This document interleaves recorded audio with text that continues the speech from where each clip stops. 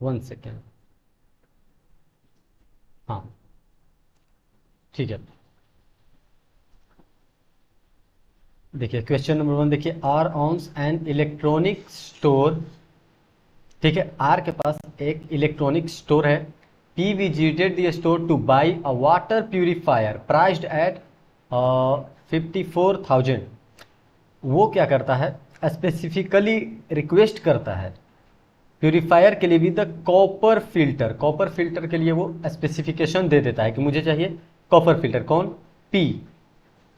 As P wanted to buy the purifier on credit with the intention of paying 9 equal monthly installment, R demands guarantor for the transaction।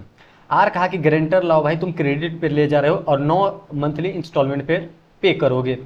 उसके लिए जो friend है S, वो आता है guarantor के तौर पे और गारंटी दे देता है वाटर प्यूरिफायर के लिए। R sold P. अब आर जो है पी को फाइनली सेल कर देता है और पी का जो है वो गारंटर कौन है? एस। Specific brand. फिर क्या होता है, P made payment of 4 monthly instalment. 4 monthly का वो पे कर देता है, 9 का पे करना था और उसके बाद इंसॉल्वेंट हो जाता है। तो अब बताइए कौन पे करेगा?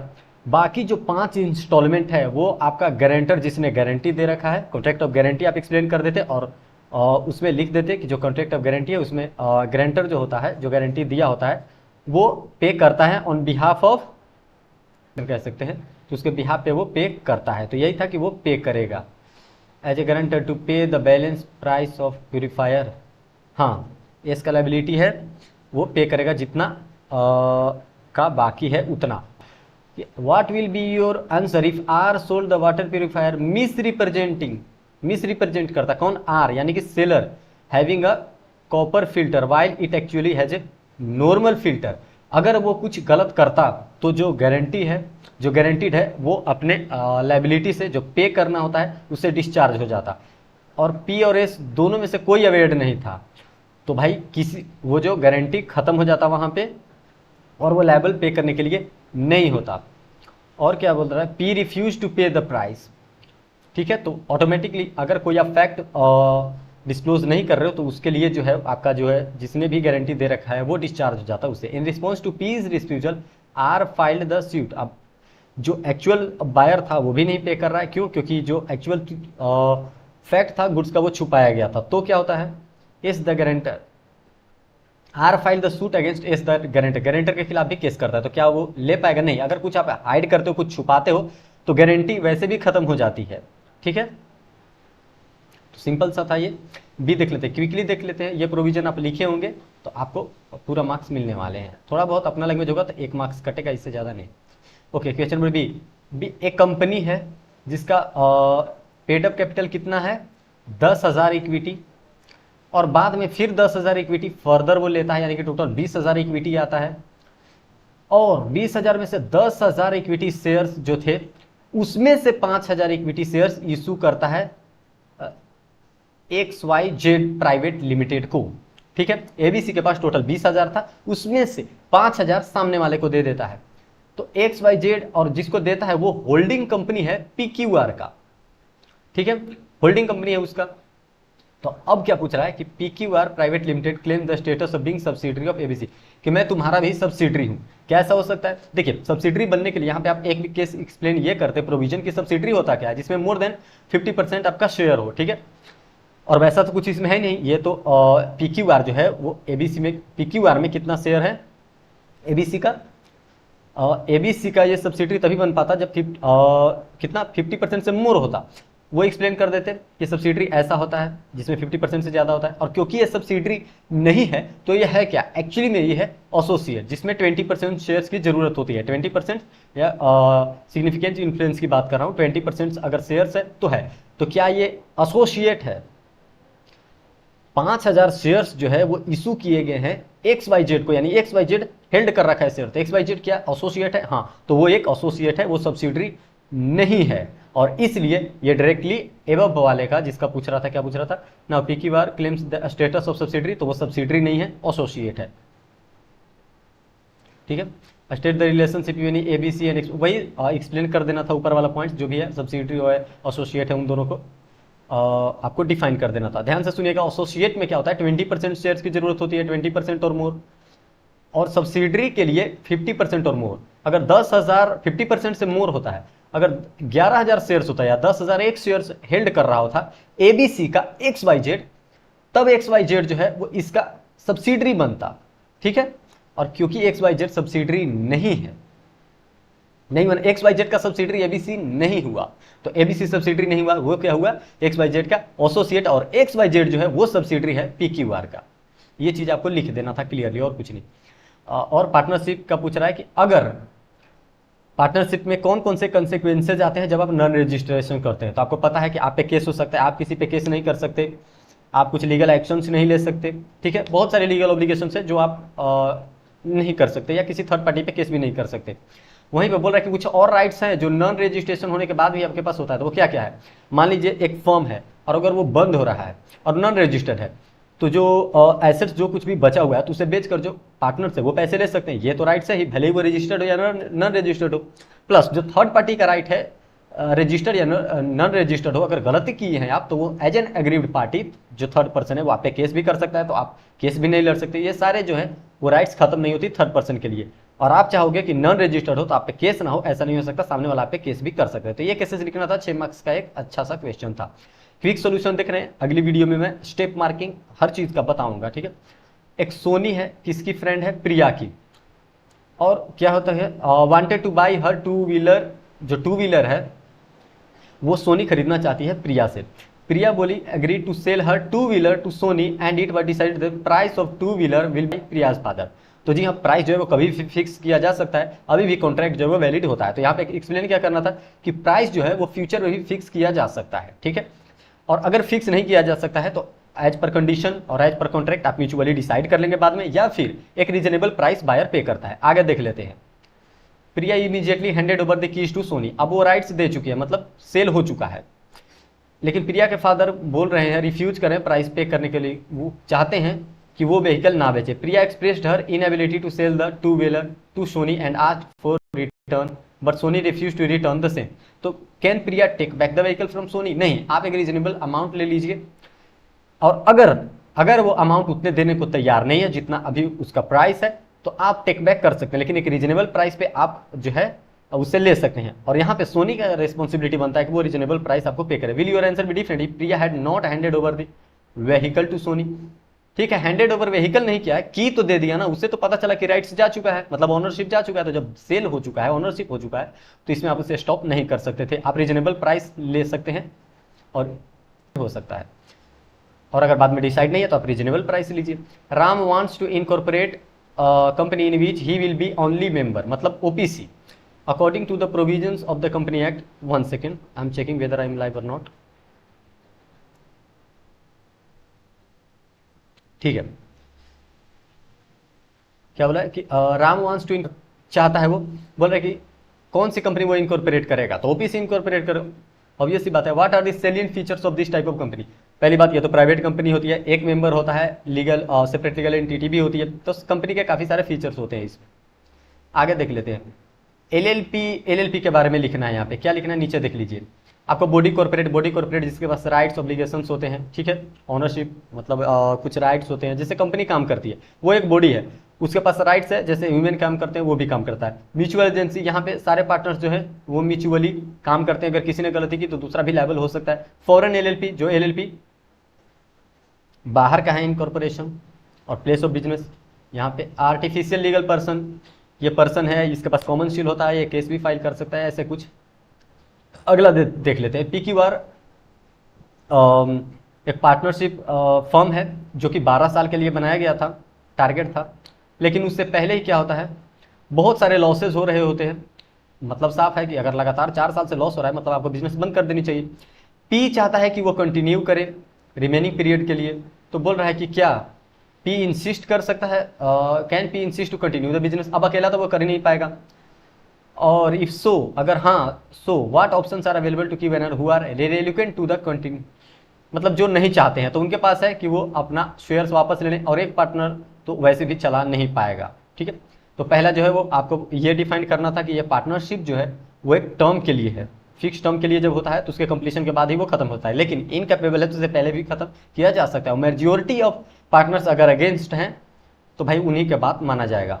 Operate a textile merchant business in partnership. Mister A finances the business and it's sleeping partner. Sleeping partner कौन होता है? जो एक्टिविटी में इन्वॉल्व नहीं होता है, लेकिन वो जैसे पार्टनर शेयर्स लेते हैं वैसे ये भी लेता है, ये भी held life of business. B acquires certain fabric goods belonging to सी।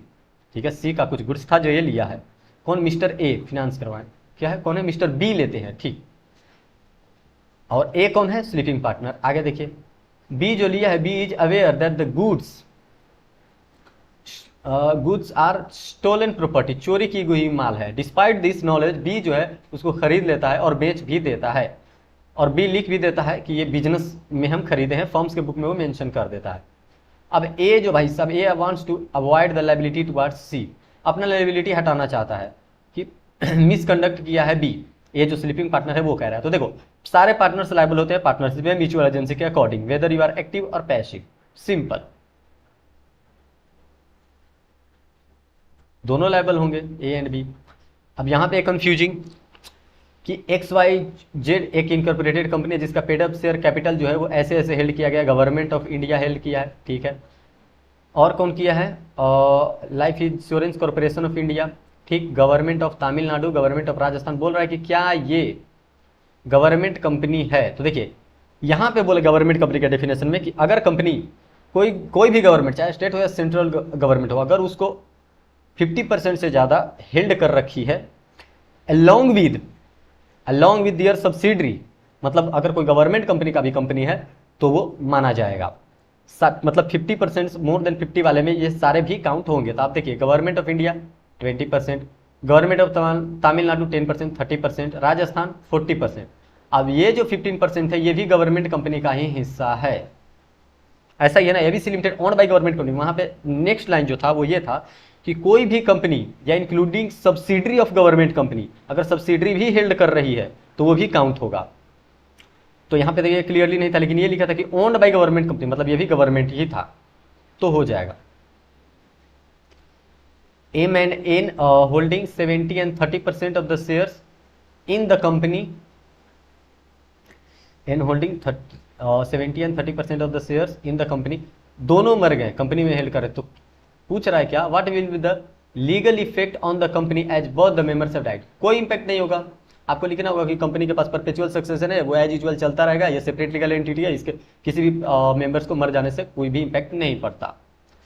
आपको क्या बताना है, what are the rights enjoyed by surety against the creditor. तो भाई अगर क्रेडिटर के अगेंस्ट ये श्योरिटी का राइट्स होता है या कुछ क्या कह सकते हैं, एलिजिबिलिटी होती है कि अगर कुछ इसके पास सिक्योरिटी दी गई है तो उसे ले सकता है, ठीक है। प्रिंसिपल डेटर के खिलाफ यह है कि बाद में उसे पेमेंट ले सकता है, और को सिक्योरिटी के खिलाफ यह है कि अगर को सिक्योरिटी ने ओवर अगर अमाउंट हो गया तो उसमें कंट्रीब्यूट ये भी करे। आगे देख लेते हैं। हाँ, मिस्टर जे जो है वो एक एग्रीमेंट में आते हैं मिस्टर एस के साथ to purchase his house for 20 lakhs within 3 months। He also paid 50,000 as token money. Token money भी पे कर दिया है। और बाद में क्या होता है कि कुछ ऐसी परिस्थिति आ जाती है, लोकल एडमिनिस्ट्रेशन में प्रॉब्लम आ जाता है, जिससे मिस्टर एस के हाउस जो है डिमोलिश्ड हो जाता है। मतलब मेन जो चीज़ था जिसपे कॉन्ट्रैक्ट बना था वो खत्म हो चुका है। When mister Z was informed about the incident he asked for the refund of token money. बिल्कुल रिफंड ले सकते हैं जब कॉन्ट्रैक्ट ही कंप्लीट नहीं हुआ तो। एंटिसिपेटरी ब्रीच है, ब्रीच ऑफ कॉन्ट्रैक्ट है एंटिसिपेटरी। और क्या बोल रहा है, state whether mister J entitled to refund of the amount. बिल्कुल, अगर कॉन्ट्रैक्ट परफॉर्म करना है और अगर आप कुछ एडवांसेज ले चुके हो, बेनिफिट ले चुके हो, तो अगर वो कॉन्ट्रैक्ट फुलफिल नहीं हुआ तो उसको आपको रिफंड करना होता है। आगे देख लेते हैं, एक सेकेंड। कि रामा जो है डायरेक्ट करता है श्याम को कि सेल कर दो मेरा laptop, to sell laptop for him, कि मेरे लिए तुम सेल करो, मैं तुमको 11% कमीशन दूंगा, ठीक है। जो मैं प्राइस बता रहा हूँ उस पर रिस्ट्रिक्शन लगा दिया इंपोर्ट पे। और राम जो सोच रहा है, क्या सोच रहा है, the price of laptop mights go up in near future, की नियर फ्यूचर में बढ़ने वाला price. And he revoke Shyam's authority for any further sale, कि अब तुम रोक दो। लेकिन बिफोर रिसीविंग लेटर, मतलब रिवोकेशन से पहले वो ऑलरेडी 5 लैपटॉप बेच चुका था रामा का। Shyam asked for 11% commission on the sale of 5 laptops for 1 lakh each, ठीक है। 11% लेना था। और क्या बोला, explain under the provision of Indian contract whether the sales of laptops after revoking Shyam's authority is binding on Rama। देखिए अगर उसके बाद आप सेल कर रहे हैं तो राम जो है आपको क्योंकि अथॉरिटी ले चुका है आपसे, तो वो सेल नहीं माना जाएगा, ठीक है, आपके पास अथॉरिटी नहीं था। लेकिन अगर कोई गुड फेथ में परचेज करता वो तो अलग ही केस था, वैसा कुछ था नहीं। लेकिन मेन जो है वो इधर है, whether Shyam will be able to recover his commission from Rama, if yes what will be the amount of such commission. तो 5 लैपटॉप जो ऑलरेडी वो सेल कर चुका था उस पर वो ले सकता है, बाकी का उसके पास अथॉरिटी नहीं था, क्योंकि रिवोकेशन लेटर जैसे ही मिला उस टाइम तक वो 5 लैपटॉप ही सेल किया था, बाकी तो वो सेल नहीं किया था। तो 5 पे वो 11% ले लेगा, बाकी पे वो नहीं लेगा। आगे देख लेते हैं, a promissory note is payable at a certain period after sight must be presented to the maker thereof for payment, under which scenarios presented payment is not necessary instrument. देखिए कुछ कुछ केसेस है जहाँ पे जरूरत नहीं होता, जैसे प्रेजेंट क्या बोला है, मतलब प्रेजेंटमेंट फॉर पेमेंट, ये नेसेसरी नहीं होता। कब नहीं होता, कुछ कुछ केसेस आपके प्लेस ऑफ बिजनेस पे गए, आप वहां से चले गए हो, कुछ ऐसे ऐसे केसेस थे। तो आप देखे होंगे 6-7 पॉइंट आराम से उसमें था, निगोशिएबल इंस्ट्रूमेंट में थ्योरेटिकल क्वेश्चन है। आगे मेन जो था वो केस बेस्ड क्वेश्चन जिसमें प्रॉब्लम होती है उसको मैं अच्छे से बता दी। सेबी क्या है इसको एक्सप्लेन करना था। RBI, insolvency, bankruptcy board of India. देखिए अब ये इसलिए लाया गया था क्योंकि कुछ कंपनी ऐसी होती है जिन पे लायबिलिटी इतनी बढ़ जाती है कि उनका एसेट जो है उसको सेटअप नहीं कर पाता, तो उसको मेंटेन करने के लिए कुछ रूल्स रेगुलेशंस लाया था, वो था insolvency bankruptcy board of India. PTC hotels in Bombay decided to sell their furniture by auction of sale. ये बहुत बड़ा क्वेश्चन है भाई, इसको मैं बाद में डील करता हूँ, आऊँगा पीछे, ठीक है। हालांकि इसमें मैं आपको बता दूं कि क्या है, जो पहले भाई खरीदता है उसी को मिल जाता है ओनरशिप, और यहाँ पे आपको टोटल जो ऑक्शन सेल का पॉइंट था वो यहाँ पे लिखना था। 7 मार्क्स का क्वेश्चन है, आराम से टोटल पॉइंट्स आपको लिखना था। Total dissolution of partnership doesn't mean dissolution of firm. बिल्कुल, पार्टनरशिप चेंज मतलब हो सकता है प्रॉफिट शेयरिंग रेशियो चेंज हुआ हो। Do you agree with the statement? Yes, state any 3 situations where court can dissolve partnership firm. Firm कब कब change हो सकता है? वो जब सारे इनकैपेबल हो, मेजोरिटी ऑफ इनकैपेबल हो, जब उनका टारगेट पूरा हो चुका हो, या वो इलीगल धंधा कर रहे हो, तो ये सब केसेस में डिजोल्व किया जा सकता है। 3 ही सिचुएशन लिखना था तो हो गया। अगला क्वेश्चन देखते हैं, where a party to contract refuses altogether to perform or is disabled from performing his part of it, the other party has right to resign it। अगर तुम नहीं कर रहे हो, मतलब अगर 2 लोगों के बीच में कॉन्ट्रैक्ट है और सामने वाला जो है वो ऐसा परफॉर्म कर रहा है कि मैं इसे परफॉर्म नहीं करूंगा इस कॉन्ट्रैक्ट को, तो सामने वाला इसको रिजाइन भी कर सकता है। अब बोल रहा है कि इसका इफेक्ट बताइए रिफ्यूजल का। इफेक्ट तो यही हो सकता है कि सामने वाला रिसाइन भी कर सकता है, या हो सकता है कुछ डैमेजेज वो क्लेम कर ले, हो सकता है कुछ उसने पे कर रखा हो एग्रीड पार्टी जो इसको डिजोल्व ना करना चाहता हो, तो कोई भी अगर बेनिफिट है उसको आपको वापस करना पड़ेगा, आपके साथ वो डैमेजेस का केस कर सकता है, आपसे पेनाल्टी ले सकता है। तो ये सारे केसेस थे, 6-7 पॉइंट उसमें था। थियोरेटिकल क्वेश्चन है, डायरेक्ट क्वेश्चन है। Mr. Y issued a check of 10,000 to Mr. Z which was dishonored by the bank. Y did not have enough funds and has no authority to overbid. Examine the provisions of negotiable instrument की क्या होगा? Y is liable for dishonored of check. If yes, what are the consequences of an offense? देखिए आपने check draw किया मुझ पे, मैं गया बैंक में और आपका बताया कि आपके पास तो बैलेंस ही नहीं था, जो चेक दिया आपके अकाउंट में तो बैलेंस ही नहीं था, तो अब क्या होगा? तो निगोशिएबल इंस्ट्रूमेंट ये कहता है 2 साल का जेल होगा या फिर इस पे पेनाल्टी चार्ज किया जाएगा। अब बोल रहा है कि बाद issued a cheque as a donation to mister J. Donation के केस में भी रिवर्स।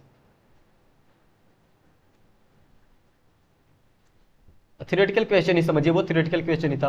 तो जो बड़ा आंसर होगा वो पॉइंट 2 का ही होगा। डोनेशन वाला जो है वो केस यहाँ पे एक्सप्लेन करना था।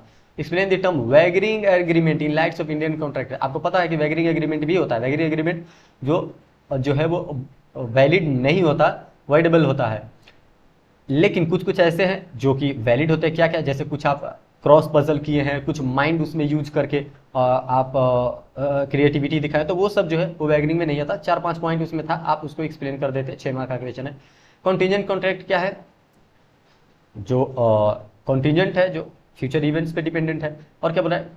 एक्सप्रेशनी इसके इसेंशियल्स को बताइए, इसके इसेंशियल्स क्या है। और exception 3 rules regarding enforcement of contingent contract. Simple है, थ्योरेटिकल क्वेश्चन है, आप आराम से लिख सकते हैं। इसके जो भी रूल्स और इसके गिवन थे 6-7 रूल्स। अब देखिए ये क्वेश्चन बहुत बढ़िया है कि जे एक होलसेलर है प्रीमियम बासमती राइस का और डिलीवर करता है 100 bags of rice of 10 kg to a local retailer को दे देता है ऑन रिटर्न बेसिस पे। कितने महीने के लिए? 1 महीने के लिए। और नेक्स्ट डे ही रिटेलर साहब ले गए और बेच दिए 5 bag of rice to a regular customer of के।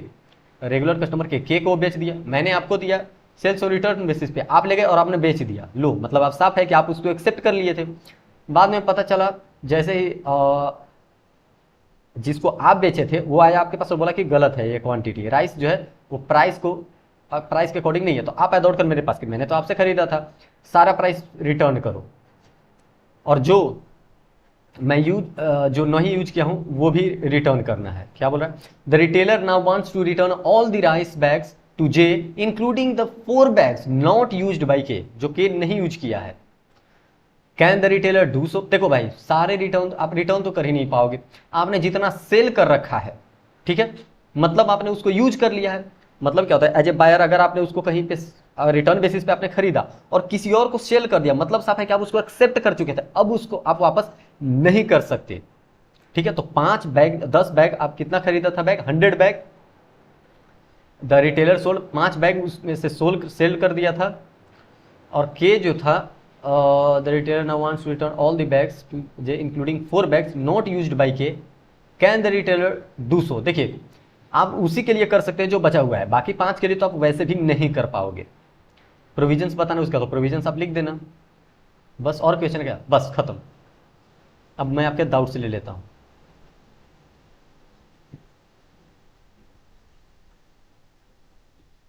ठीक है, कोई क्वेश्चन कितना अटेम्प्ट किया है उससे कोई मतलब नहीं होता भाई, आपने कितना अटेम्प्ट किया उसको टिक करने की कोई जरूरत नहीं होती है। ठीक है, कुछ प्रॉब्लम नहीं होगा उससे।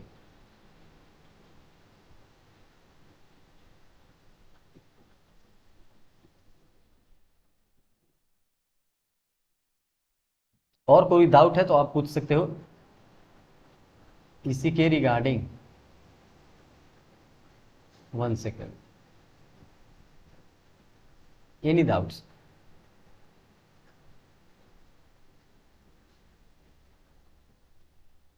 मतलब मैं जहाँ फर्स्ट पेज पे जहाँ, अरे डिटेल से कोई दिक्कत नहीं होता भाई, डिटेल्स अगर थियोरेटिकल पेपर है इसमें गलती जो है उससे पेपर इनवैलिड नहीं होता। ठीक है, और मैं लाइव